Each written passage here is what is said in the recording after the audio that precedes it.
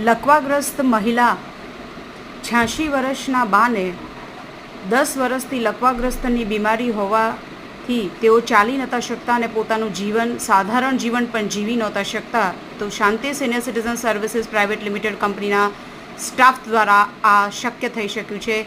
જો આપને પણ આવી સેવાની જરૂર હોય તો કોન્ટેક્ટ કરો 9825312358 પર.